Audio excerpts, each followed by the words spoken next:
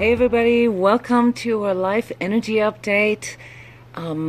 September 22nd till 28th, 2017. Today is the 21st of September, the day before the equinox. Welcome everyone. As always, we're going to start our energy update for energetically sensitives and empaths with a little bit of a review of what the energies are that we have been dealing with so far and what is ahead of us.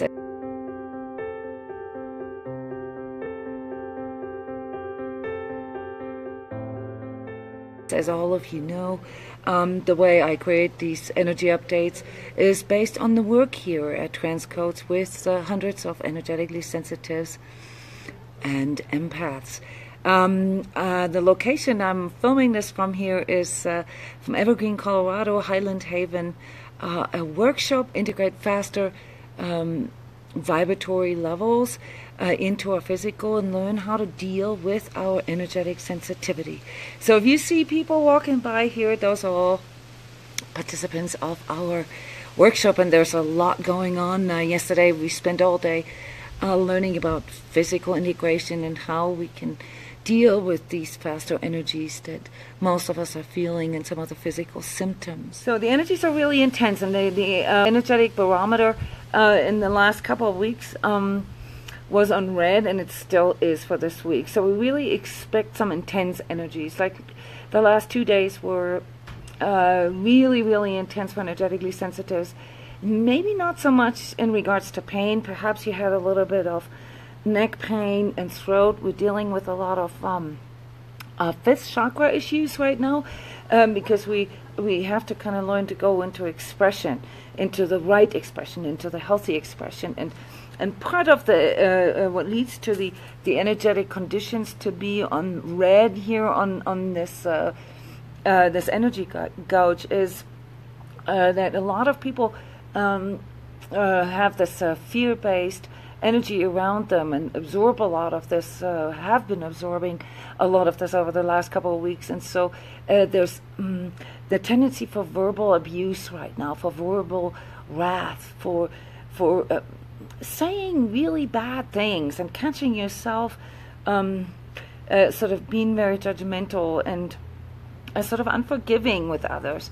Which is something that we all, of course, need to transcend. But on a more collective level, it plays out right now in the media, going really intense on us. And a lot of the things that are coming forward right now in the media are really there to manipulate us. I've talked a lot about deception in the past couple of weeks. And deception is not necessarily the big sort of conspiracy theory. Deception happens on many different levels, and one of the levels actually that affects us is sort of the sneaky way of manipulating us into our reactivity. When we are stuck in our emotions, when we are stuck in our ego, which fear is a big trigger for that, then we are better controllable. And so we're seeing a lot of this manipulation right now going on in regards to the way things are being reported, in the way people are being riled up into like strong emotions, into reactivity. And unfortunately, this leads to a lot of tension, a lot of friction in the collective. And like I said last time, it's hard to say what was there first. Was there the chicken or the egg? Is it our reactivity? Is it our inner tension that leads to these red conditions? Or is it the outer things that leads us to get into this place of anxiety and fear and reactivity? So when it comes to collective energies, actually when it comes to any type of energy, meaning everything around us, we have to see it more like an interaction. It's not possible to separate really the collective from ourselves and vice versa. It is our ego that wants to see ourselves as separate, as I'm sort of here as my individual, and I don't want other things to influence me. There is a truth to that on an energetic level, and we can learn how to consolidate, how to center our energy, and how to engage in etheric protection. But really what it comes down to is connecting to our true self, connecting to our heart, because if we are one with our true self, and in an ideal state, if everyone were one with their true selves, then we really wouldn't have any of these unconscious control mechanisms around us, because we would actually all see that we are connected. So the inner connection is what determines our ability to see ourselves connected with the outside, with others, not just our loved ones, but really all of us. And so you know this, here at transCODES we do this free true self transmission once a month, because it is the most important foundation for really resolving anything in our life. In order to address issues that we have, it doesn't matter what it is, financial issues or emotional issues, relationship issues, things, you know, with mental looping or anxiety or something, we can't really address them if we can't connect to them. And the same with relationship issues. And relationship issues are the ones that are mainly coming forward for this next week. So we have to learn, well, not have to, but you know what I mean. It is a prime directive right now in these chaotic times to really be connected with ourselves, or else we are not able to see what is going on around us. We're not able to see the patterns that are playing before our eyes. And if we want to address those patterns, we need to know what our own patterns are. And so connecting with our true self is, of course, something where we learn how to connect with our heart and really sort of connect with who we are. But that often brings forward, you know, like all the layers of false self that we have around that, all the layers of, you know, like identities that we have, different types of identity, social identity, emotional identity, mental identity, you know, with the beliefs and so forth that we have. All these things are in the way of fully being in the present and fully connecting. And so if you are interested in this connecting work that is being done through energy work, register at the www.transcodes.com, free registration. So for everyone who wants to experience this kind of energy work, I would recommend that. And if you don't have the time right now, then come next month. All right, so what are the energies that we are looking at for this coming week, and also kind of like the next 2-3 weeks? So I've explained this before. You can't really separate energies into weeks. That's just sort of a human mental construct. So next week we're looking at relationship issues. We're looking at really trying to harmonize and resolve things. And if this does happen, then things are going to abruptly shift. So in the written energy report that's coming out, you're going to be able to read a bit more details about that sudden shift. There are converging timelines right now, which means it gives us the opportunity to really make a quantum leap in our journey, make a quantum leap in our life, literally jump timelines. And when we jump timelines, what do? We are out vibrating sort of the current timeline that steers us into a certain propensity, into a certain predisposed path. And the whole point of connecting with your heart and conscious manifestation is about owning your reality, you know, the things that happen to you in your life. And in order, you know, to become this co-creator, to go into this co-creatorship, you have to own all your energies. You have to own, you know, like your physical, your emotional, your mental, you know, and your beliefs as a whole. And the true self is sort of the glue for that. It is the space within us, in that heart center space right here, that allows us to see ourselves as a whole, and more so to see ourselves as part of a greater whole. All right, and so the practice connecting with our true self is not just some sort of fancy energy work technique. It is something actually that helps us to find our true voice, that helps us to be able to speak from the heart. And speaking from the heart is sort of the key word here when it comes to diplomacy. See, in the old days, in the old paradigm, diplomacy was about manipulation. It was about making people believe certain things, talking them into things. All right, these things do not resonate with these faster energies anymore. You know, again here, the keyword fake news. Fake news is coming forward now as sort of a collective phenomenon because, you know, we're kind of tired of it.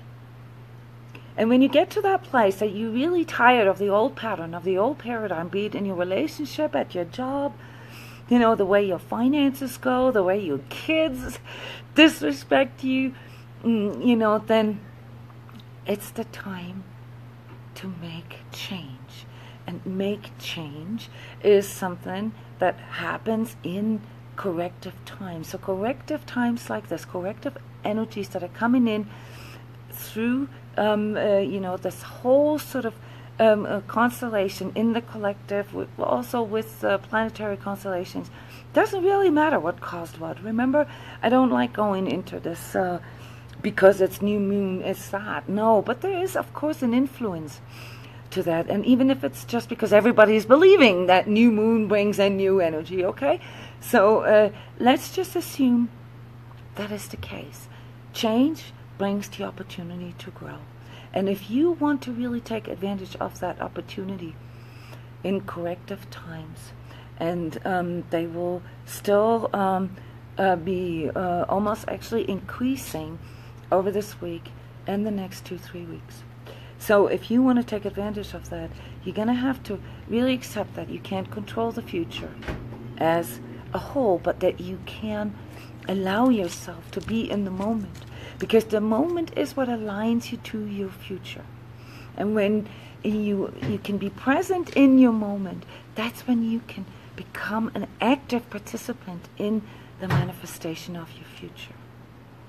All right, so the connection here between true self, speaking from the heart, expressing things in a more true way, is interacting, you know, not just with the world in a different way, but also with ourselves in a different way. And a lot of people are having issues right now with their critical inner voice, that sort of negative little devil that sits on our shoulder and constantly criticizes us and constantly tells us what we're doing wrong and where we're being flawed. And this also has to do with our true self, because the connection and communication with our true self helps us to find our true voice. And what this means is, and we actually have a whole workshop about this here right now, is really finding this place within you where you don't have to constantly double think and monitor and audit yourself and how you express yourself, how you say things. Where you just go in, how do I feel about this right now? And, you know, and you just allow yourself to express that. You can't control things anyway. So if I'm dealing with equipment here, if I'm dealing with lighting, if I'm dealing with like, oh my God, you know, my hair's all messed up, whatever, that's all false self, guys. True self is like, okay, you know what? I'm just going to go out here and I'm just going to present what I have to say. And this is me. This is true to me. This feels true to me. And if you don't like it, nobody forces you to watch it. If it resonates with you, then because I'm actually trying to motivate your true self, you know, to come forward with guidance for yourself. And this guidance is your life saver. It's your life insurance. Because when things shift on a larger scale, when you're caught in the middle of a crisis, or some really strong outer impact, the only thing that you can rely on is your inner guidance. Your inner guidance will guide you to say the right thing at the right time, to be at the right place at the right time. All right, so if you are faced with an outer crisis, whether it's earth changes, you know, we're still dealing with earthquakes, floods and hurricanes and so forth, then ask yourself, does it feel safe here? Or do I need to go somewhere in order to find a better condition? The hardest part right now is the attacks that you may be feeling in your body. A lot of the etheric stuff that is going on right now actually manifests in our physical. And so here at the workshop, we did all night the removal of etheric scars and etheric attacks that people had absorbed over the last couple of weeks. I talked a lot about this etheric interaction and so forth. So do not react to this and to not go into your fight, flight, or freeze, but to really stay in the present moment and to always connect with your heart. So next week can be one out of two things for you guys. Keyword bifurcation again. It can be terrible and you'll be forced to be doing things and you will feel like a victim and it will confirm your worst fears, or you'll have a lucky condition, you have a new opportunity arising, you have a great idea, you wake up one morning and you know this is what I need to do because I can feel my true self prompting me to do something new. And this could be, starting a new business, starting a new relationship maybe, or doing something that you've never done before, perhaps something that challenges your ego a bit. So be prepared for a sudden shift next week, and remember that your inner guidance is your insurance policy and not the news and not what other people say. Hey, you guys want to join in? Come on over here. So there's some people here with me, so say hi to Gosha. All right, Gosha, you one of our participants here at the workshop? Yes, it's awesome. A lot of stuff is coming out, especially how people will judge me, or also allowing a conflict to be there, like accepting that the conflict is there in me and outside of me, and connecting with a part that it's okay. I don't have a solution yet. Okay. Everything is perfect the way it is, and trusting in my heart. And it's awesome. It's awesome. I'm learning a lot about myself and others. From all the things that we've done so far, I just talked about true self, false self, and pretty much all the stuff that we've been working through. From all the things that you've learned so far, what is the most impacting for you? That connection with another person, like opening for more, opening for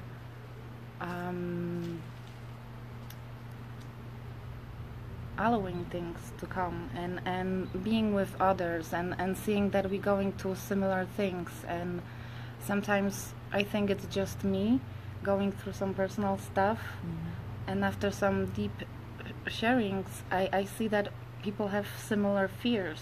They fear similar things, and it's awesome. It's awesome. It's awesome. Well, thank you, Gosha. Gosha came all the way from Chicago, or near Chicago, and it's awesome to have you here. Anybody else? Thank you. You guys can ask questions, by the way, and you can ask questions to the participants as well if you want to. Come on over.